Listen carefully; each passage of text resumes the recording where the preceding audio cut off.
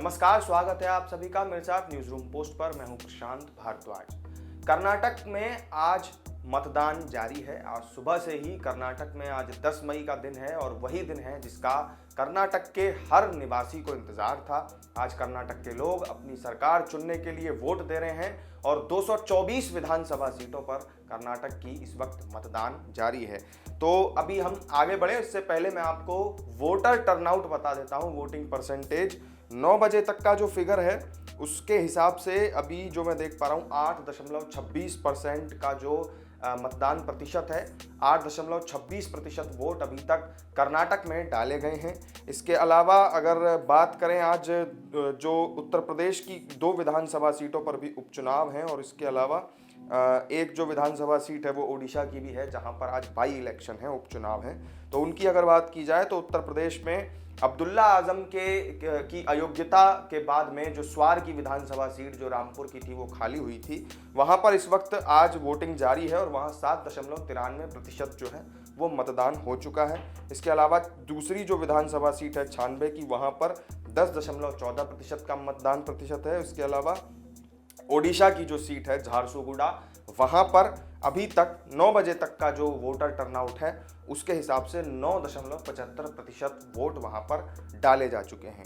तो अभी तक के जो आंकड़े थे वोटिंग परसेंटेज में वो मैंने आपको बता दिए हैं। कर्नाटक में जो 9 बजे तक के आंकड़े आए एक बार फिर मैं आपको बता दूं, वो 8.26% तक के वोट हैं जो कर्नाटक में डाले गए। आज सुबह से ही हर आम से लेकर खास नागरिक तक कर्नाटक में वोट डालते हुए दिखाई दिए हैं। सुबह से ही मतदान केंद्रों के बाहर में, पोलिंग बूथों के बाहर में लंबी लंबी लाइनें नजर आ रही थीं और हर कोई उत्साहित दिखाई दे रहा था वोट डालने के लिए।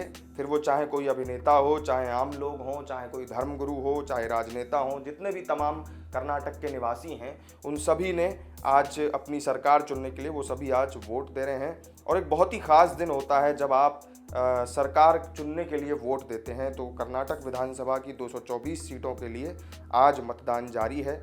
इसके अलावा जो आंकड़े हैं वो भी हम अब आपको मैं बताऊंगा कि कर्नाटक में कितनी विधानसभा सीटें हैं ये मैंने आपको बता दिया है। इसके अलावा कितने प्रत्याशी हैं जो मैदान में हैं, कितने प्रत्याशियों की किस्मत का फैसला होगा और क्या कुछ ट्रेंड इस बार कर्नाटक में देखने को मिल रहा है और कितने उम्मीदवार ऐसे हैं जो दिग्गज उम्मीदवार हैं, जो हाई प्रोफाइल सीटें हैं, उन पर क्या सूरत हाल है वो भी हम आपको बताएंगे। लेकिन इससे पहले हम आपको एक फिगर बता देते हैं एक तरीके से कि जो प्रत्याशी हैं वो कितने हैं और इसके अलावा जो कैंडिडेट्स वगैरह हैं और जो सीटें हैं उनका क्या गणित है इस बार कर्नाटक में, ये भी जानना बहुत ज़रूरी है। तो कर्नाटक में वोटिंग जारी है, वहां पर लोग मतदान कर रहे हैं, वोटिंग कर रहे हैं। आज सुबह से ही प्रधानमंत्री नरेंद्र मोदी और गृह मंत्री अमित शाह ने भी लोगों का उत्साह बढ़ाने के लिए आज भारी संख्या में, ज़्यादा से ज़्यादा संख्या में घरों से निकलकर वोट देने की अपील भी की थी।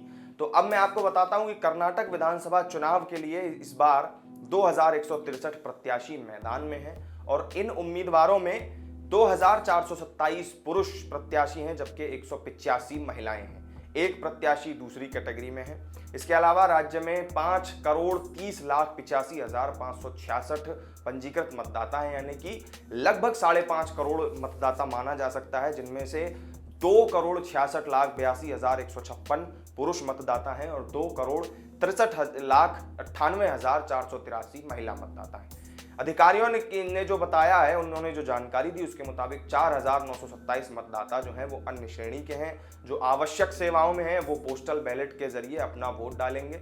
इसके अलावा बीजेपी ने, जो फिलहाल कर्नाटक में सत्तारूढ़ पार्टी है, उसने सभी 224 विधानसभा सीटों पर अपने उम्मीदवार उतारे हैं। वहीं अगर विपक्षी कांग्रेस पार्टी की बात करें तो उन्होंने 223 उम्मीदवार अपनी सीटों पर उतारे हैं। उसने मेलुकोटे सीट से उम्मीदवार अपना नहीं खड़ा किया है। किंगमेकर बनने की उम्मीद में जेडीएस जो देवगौड़ा की पार्टी है, उन्होंने 207 उम्मीदवारों को मैदान में उतारा है और आम आदमी पार्टी उसने भी 209 सीटों पर अपने कैंडिडेट खड़े किए हैं। इसके अलावा बसपा 133 सीटों पर चुनाव लड़ रही है और माकपा जो लेफ्ट पार्टी है वो 4 सीटों पर चुनाव लड़ रही है, जबकि जो एनपीपी है, नॉर्थ ईस्ट की पार्टी है, वो 2 सीटों पर चुनाव लड़ रही है। तो कुल 693 उम्मीदवार ऐसे हैं जो पंजीकृत दलों से हैं और 918 उम्मीदवार ऐसे हैं जो इंडिपेंडेंट कैंडिडेट हैं, यानी कि निर्दलीय उम्मीदवार हैं।